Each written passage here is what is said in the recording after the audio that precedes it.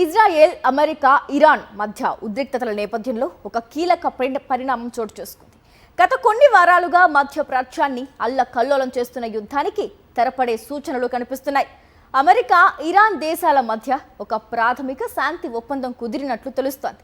ఇరు దేశాల అగ్రనేతల తుది ఆమోదం లభిస్తే రాబోయే కొన్ని రోజుల్లోనే యుద్ధం ముగిసే అవకాశం ఉందని ఉన్నతాధికార వర్గాలు వెల్లడించాయి.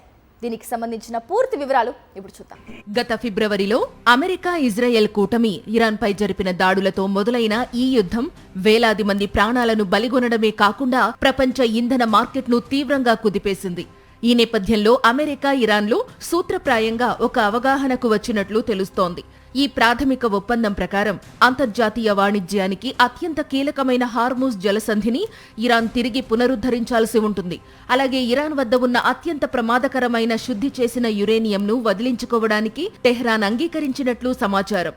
అయితే ఆ యురేనియంను ఇరాన్ ఎలా వదిలించుకోవాలనే అంశంపైనే ప్రస్తుతం ఉత్కంఠ నడుస్తోంది. ఇరాన్ అణ్వాయుధ సంపత్తిని అడ్డుకుంటానని పట్టుబడుతున్న ట్రంప్ ఆ యురేనియం మెటీరియల్ను అమెరికా స్వాధీనం చేసుకోవాలని డిమాండ్ చేస్తున్నారు. కొన్ని వారాలుగా అమెరికా వైఖరి తీవ్ర ఒడిదుడుకుల మధ్య సాగింది. ఒకవైపు ఇరాన్పై దాడులు తీవ్రం చేస్తామని హెచ్చరిస్తూనే మరోవైపు శాంతి చర్చలు జరుపుతున్నట్లు ట్రంప్ ప్రకటించారు. శనివారం తన సోషల్ మీడియా పోస్టులో శాంతికి సంబంధించిన ఒక అవగాహన ఒప్పందం దాదాపు ఖరారయిందని ట్రంప్ పేర్కొన్నారు. కానీ ఆదివారం నాటికి ఆయన స్వరం మార్చారు. తమ దేశ సంప్రదింపుల బృందాన్ని ఒప్పందం కోసం హడావుడి పడవద్దని ఆదేశించినట్లు తెలిపారు. ఒకవేళ ఈ ఒప్పందానికి ఇరుపక్షాల లీడర్లు గ్రీన్ సిగ్నల్ ఇస్తే ఇరాన్ ఓడరేవులపై అమెరికా విధించిన కఠినమైన నిబంధనాన్ని ఎత్తివేసే అవకాశం ఉంది. అటు ఇరాన్ అధికారులు సైతం ఈ ఒప్పందాన్ని ఒక ప్రాథమిక ఫ్రేమ్వర్క్ గా మాత్రమే చూస్తున్నారు.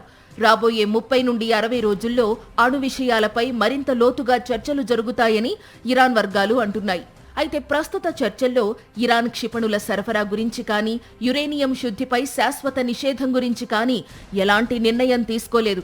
రాబోయే చర్చల్లో వీటిని ప్రస్తావించాలని అమెరికా భావిస్తోంది.